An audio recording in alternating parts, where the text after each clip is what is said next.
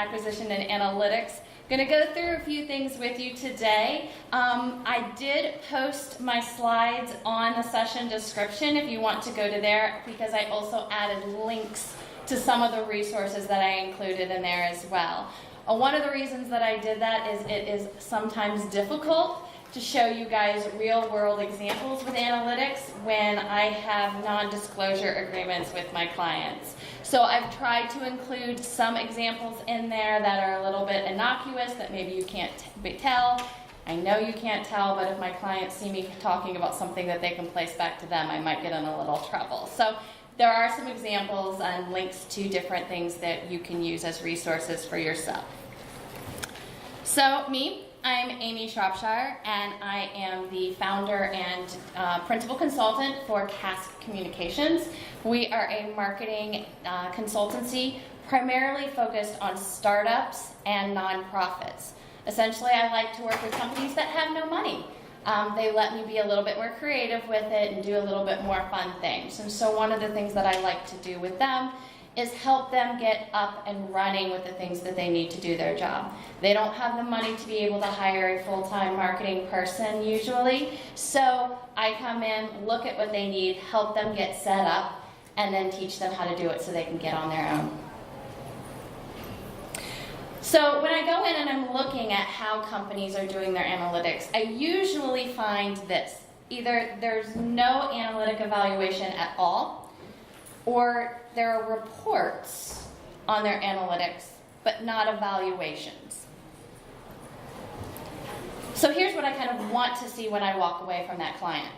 A living, breathing evaluation system that drives you forward on your path to success. So what we're going to talk about in this presentation is kind of how do we do that? How do we figure out what metrics we're going to be tracking? How do we report that? What are some of the tips and tricks you can do to get the best data available from your Google Analytics? Because sometimes there's going to be some really bad data in there that we need to get out. So I love Google Analytics, and I think it is really great because it gives us so much data to work with. At the same time, it's really a pain because it gives us so much data to work with. How many of you have ever logged into your Google Analytics console and just been like, I have no clue what I'm looking at? Yeah. So one of the things that I suggest that people do is, instead of starting with the data that Google gives you, is to shut down that tab, step back for a minute and say, what do I really want to know?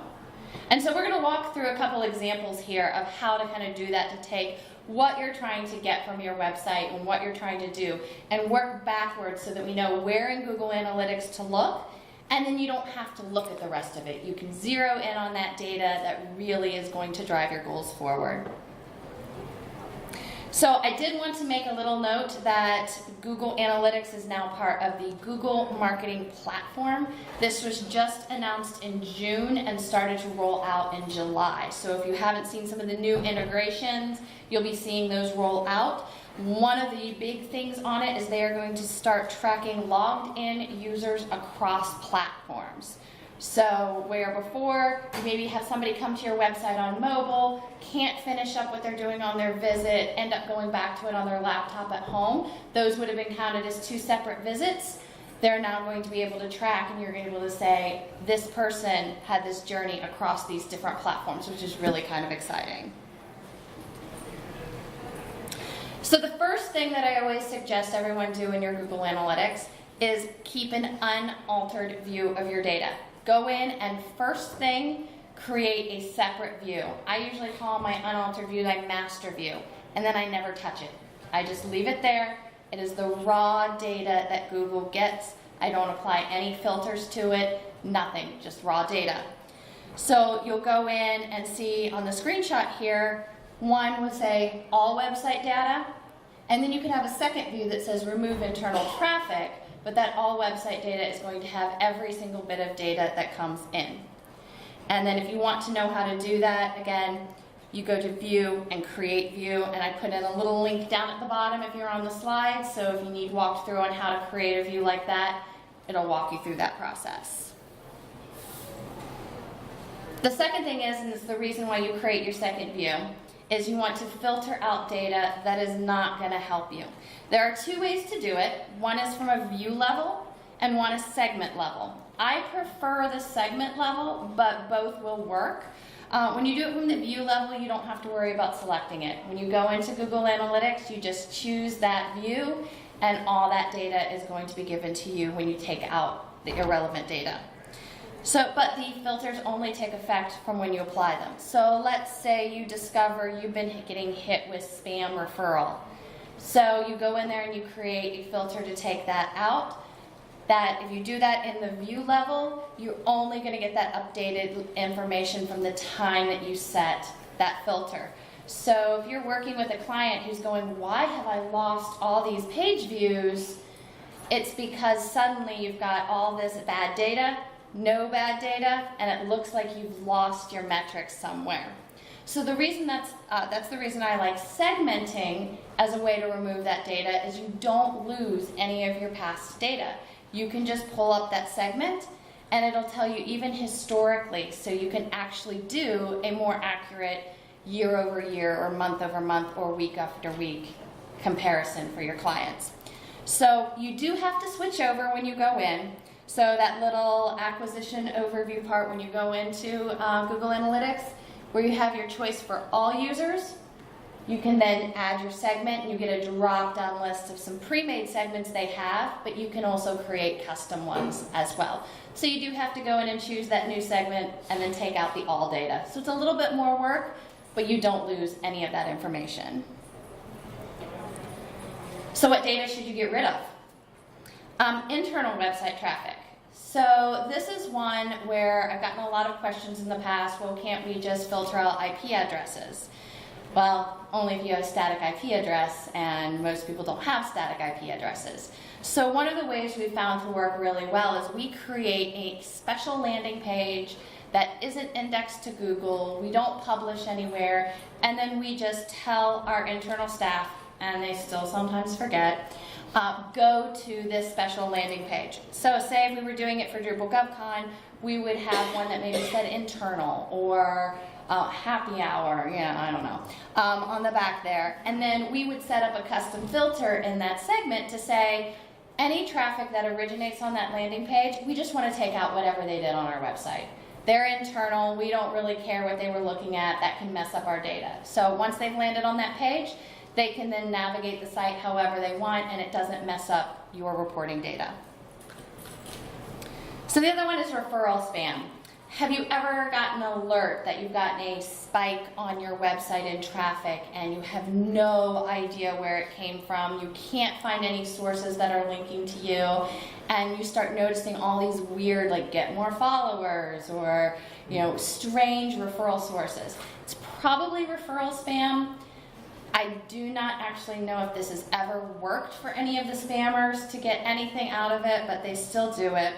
So there's a screenshot there that can show you a little example of what it might look like. So on this particular site, this is not one of my sites,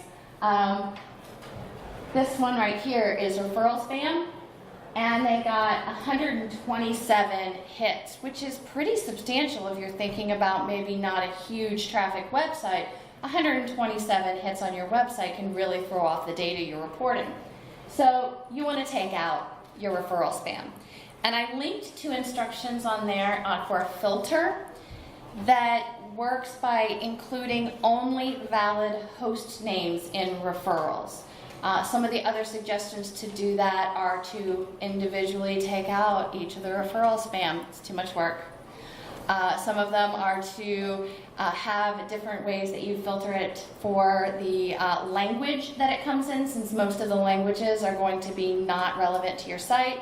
But I found that this one for only valid host names and referrals works really well, and then you don't have to update it. You can include that again in your custom segment and take those out. And then also take out some of your technology tools, because even if you're working not with that back-end referral link that you give your internal staff, you may have things linked on a project management board that you need people to test, and you're not always going to be able to go to that special landing page. You'll need to put those special pages there. so that your internal team can still check them. So Asana, Trello, any of your dev environments, make sure you take those out of the filters as well, because that can skew your data. All right, so the next thing I wanted to talk about was, now that we've got our bad data taken out and we've got some good data to work at, what do we do with it? So if you're starting completely from scratch, one of the things you may want to do is go in and check out Google Insights. Google is pretty good about looking at your analytics and saying, hey, maybe this is something you should think about. And so that's a really good place to start to go in. For this one, they suggested for the site, how loyal were your users from July? Or you've reached an all-time high for monthly users. And then you can start from there looking into what data it gives you. If you click on one of those little insights it gives you a report that shows you what it looks like. And you can dig in from there.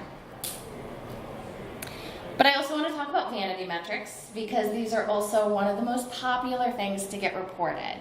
And they're Vanity Metrics, not that they shouldn't be reported, but as alone, they're probably not going to give you much insight into the health of your site. So things like page views, or email open rates, or time on site, or pages per visit, those metrics in and of themselves probably aren't going to give you the information you need.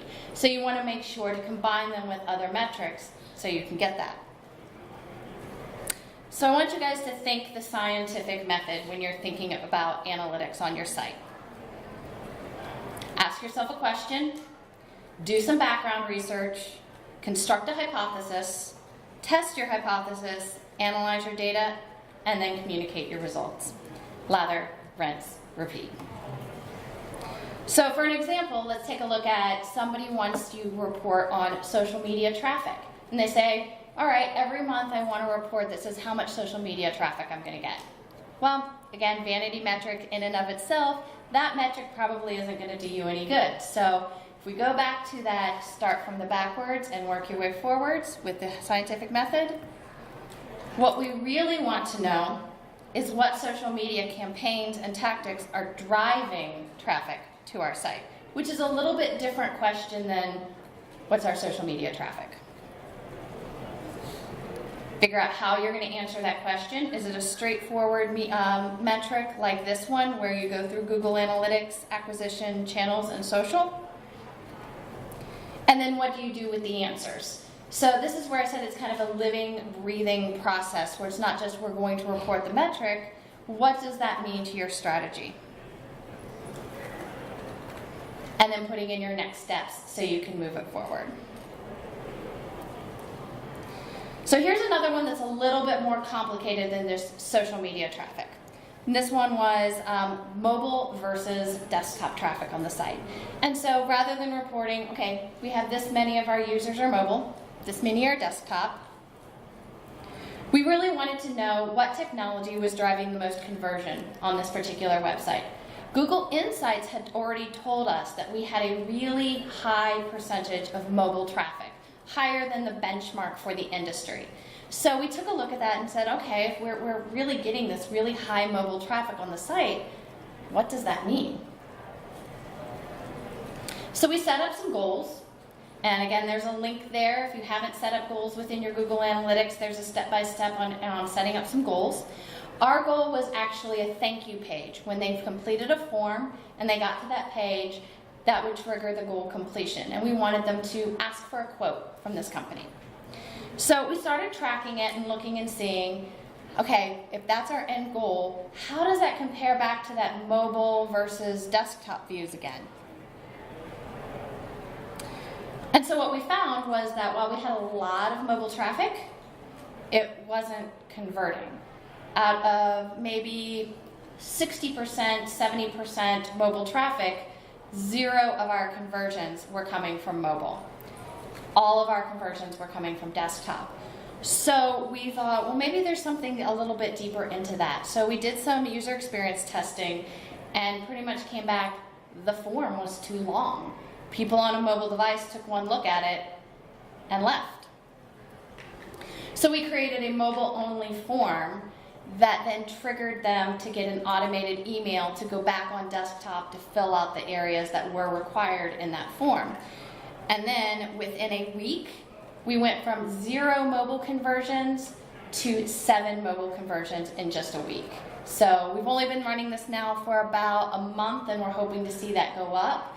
But it was definitely one that just looking at the metrics on their face probably wouldn't have given us that information. But having that question and working to see how the dots connected really got us to give a better experience to our mobile users. So now that you got that information, you probably have some stakeholders that you need to communicate this to and be able to say, not just a list of metrics to give you. So I wanted to give you guys some resources on how you can report this and how you can have a document that shows those steps moving forward. So there's no one singular correct way to do this. Whatever works for you and your organization is probably the best way. So options, spreadsheets, and analytics reports. Again, a link there to how to do in Google Analytics reports. You can set up custom reports and they can run automatically for you. Or have any of you used Google Data Studio yet? I love Google Data Studio. It's kind of like Tableau, but it's built into this new marketing platform, and you can connect all your data there and build these really robust dynamic reports. So there's a link to that as well in the slides.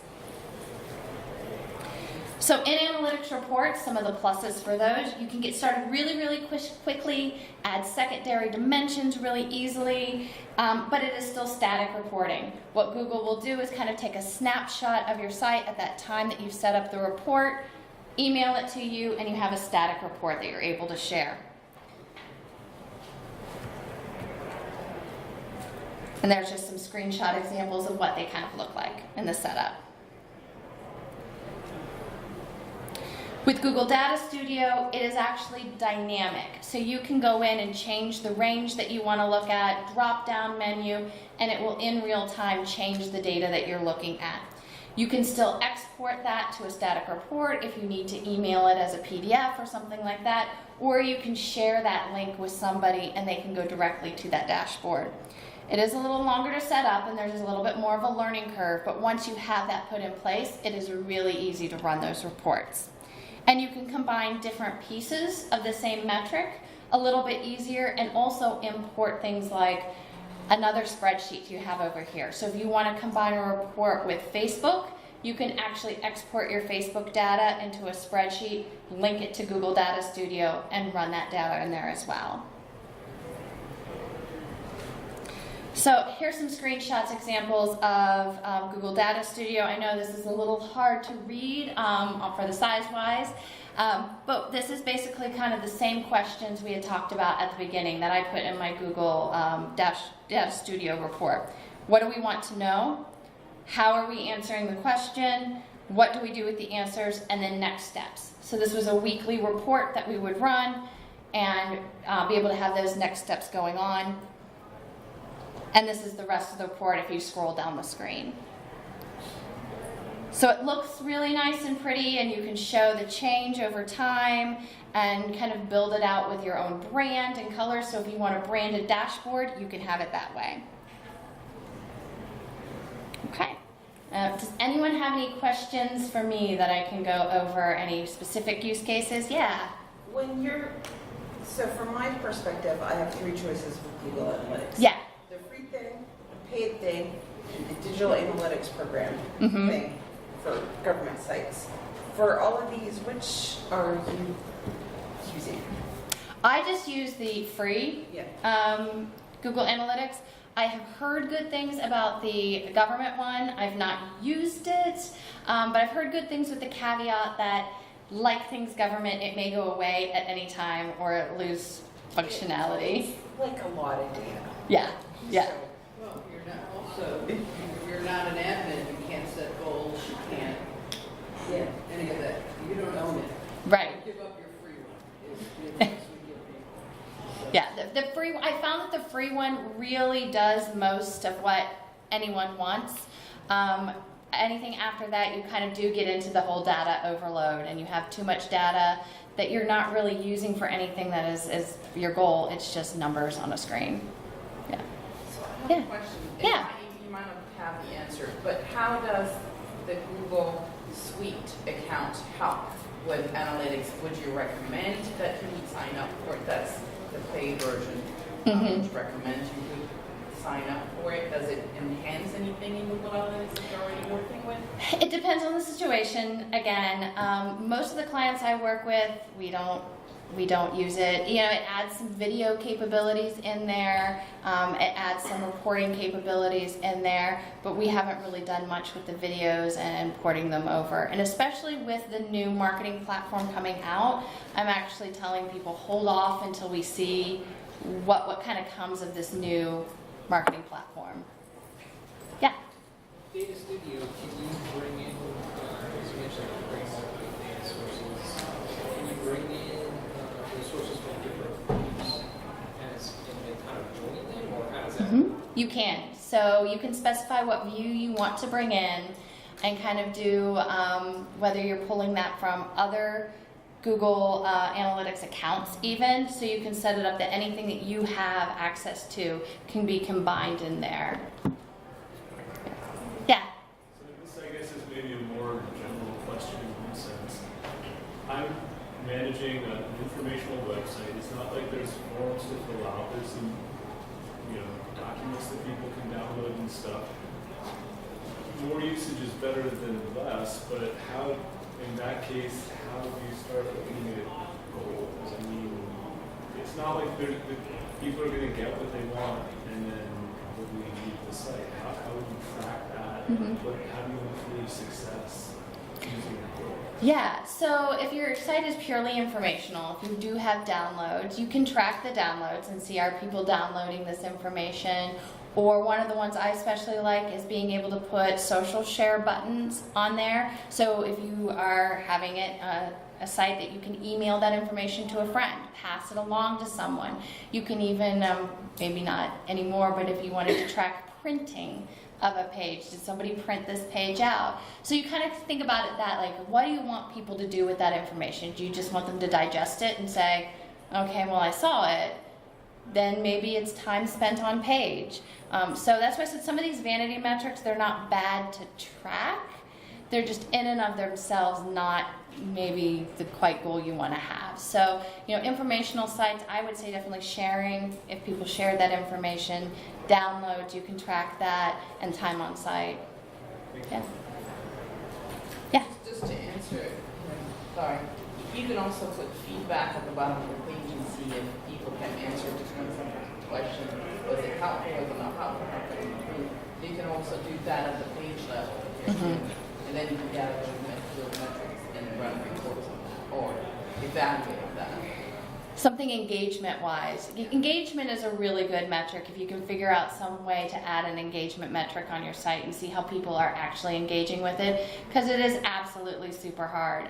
For example, I've got one client that when they gave me access to their Google Analytics account, they actually had a goal of a user staying for 5 minutes or more on their site.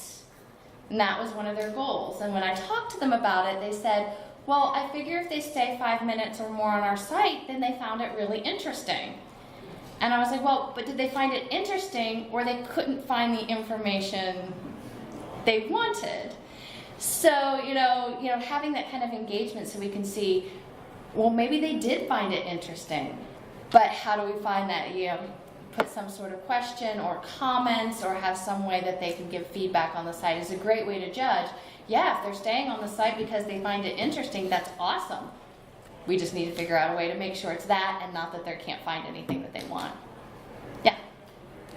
We've been experimenting with a couple different ways of trying to get people into our site. We use UTM codes in our emails. We've been using Google AdWords and a couple other advertising, paid advertising mechanisms.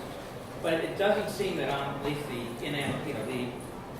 report, the standard reports, that you can get those combined into one. Can that be done through the Data Studio? Yes, which is why I love it. Yeah. Yeah. I was just teeing off something you said, and that the context is everything. We always talk about when we go into an analytics meeting, we have an EEO page on our intranet about how to file an EEO complaint. Ideally, that page never gets any traffic, but we absolutely want to have that page Mm-hmm. because it would signify a problem with the organization if it was getting a lot of traffic. But so you always have to look at these numbers in the context of the page and what's your goal for that particular page. It's not even for the site, it's that page. Absolutely. You know, and when I work with content strategy, every single page on our site has its own goal. So, and it may be the same as others on the site, but every single page we've identified the goal for that page. And so a lot of times our reporting does come down to page by page basis. Did this particular page meet its goal? And kind of that, to that point as well, I had one client who we did some tweaks. We thought some things might be a little bit better. And then he panicked because he went in and he's like, page views on my sites are down 20%. Like, what is happening? You're supposed to be bringing more people to my site. You're bringing less. But we had a 30% higher conversion rate on getting people to buy things on his site. So it's that trade-off of knowing when to switch contexts and say which one needs to go up and which one needs to go down. So, yeah. I have a question. When you say every page has a goal, Yeah. do you mean your goals in Google Analytics or just you Good want question. a functional goal in mind for that page? It's a functional goal for that page. You are limited in Google Analytics as to how many goals you can have. Yes. So the goals in analytics are more of our overarching website goals of is this driving conversions or something like that, whereas the functional goals are kind of on a spreadsheet for each You one. want that page, the role, Yes. you want that page to have a function. And that content strategy and the goal for that page then drives our reporting and how we're going to report those metrics back. Yeah. Okay. Absolutely. Good clarification. Absolutely right. Yeah. Yeah. And also a 20-page website with one goal per page is a little on the small side. Yeah, absolutely. Be a little too much.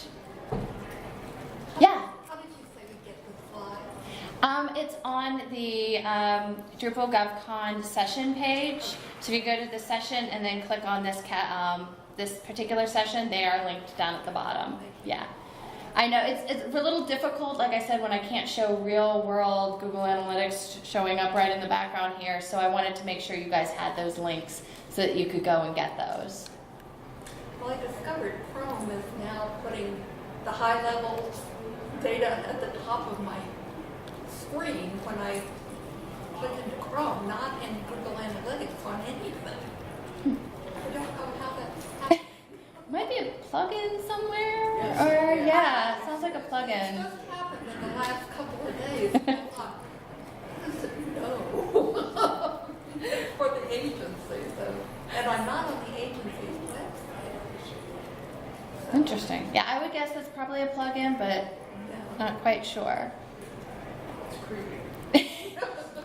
And then I did want to offer again because knowing that each of you probably has your own unique situation and going into analytics, reach out to me if you have any questions. My email is up there through the Drupal GovCon site, and then that way I can let you know if there's something that you have a specific use case on, because there's so many different settings that you could change in Google Analytics. I wanted to at least give you guys knowing how to kind of set it up. You have good data, you know where to find your data, and how to communicate that data.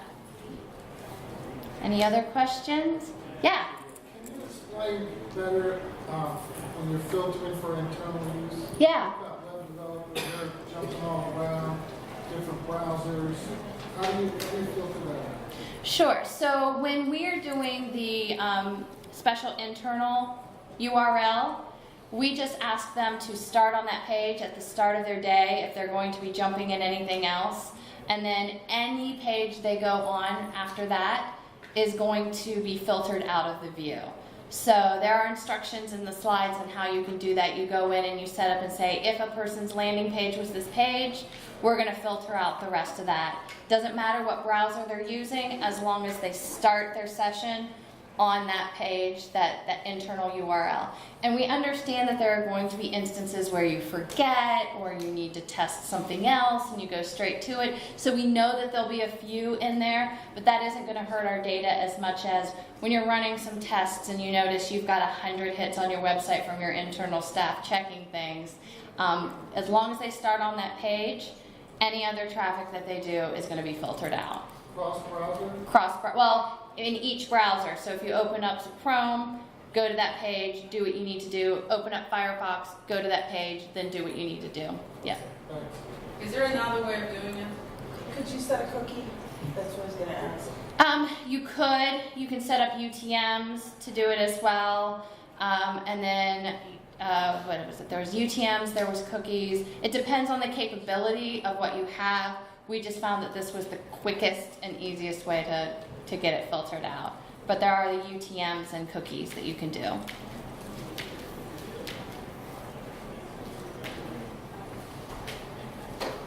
Anyone else?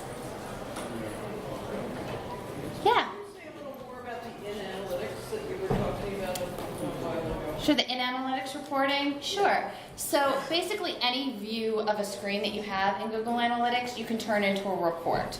So if you see anything that you want to have reported on there, so say you want to do that mobile and desktop report and have a weekly report that tells you how many of your users are coming from mobile or desktop, you can go to that view, set up a report, and then actually tag it to run automatically and email that report to you weekly, so you don't even have to log into the system to see it. How do you get there? It is... I don't know how closely you can see it on there, but any type of view you go into, there will be a little button that says Save Report. It's a little hard to see on here, but then you can just name your report and then set up those settings. So it is from within the actual view you're looking at, not in an admin view or anything. Yeah.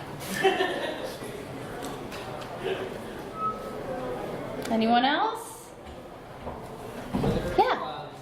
Any like reporting templates that you recommend that you get from Gallery? You know, Data Studio comes with templates already built, and they are some really good ones. So I recommend if you go into Google Data Studio, you probably don't even have to go into the gallery, because they've got them built right in there. And I usually use those as my starting place anyway, just to get you going, and then you can link your account to them and see how it actually works with the data coming in. Yeah. I was going to ask the same question. But the other thing you had said yesterday, it works similar to Tableau. It is similar to Tableau, yes. So I guess even in terms of templating, can you copy? Yeah, yeah, you can copy. Yep, Thank you. yep. I have a lot of Tableau reporting, so this is kind of great. Thank you. Yeah, I prefer, Data Studio has been in beta for the last couple years, but I started using it a few years ago and actually kind of like it a lot more than Tableau. It's also free, and yeah, so it's really nice. And it looks like it's out of beta with this wrap up into the suite, because it doesn't have that little label on it anymore. So they do have some really nice templates on there, and just link your account with it and then add, subtract, delete what you need.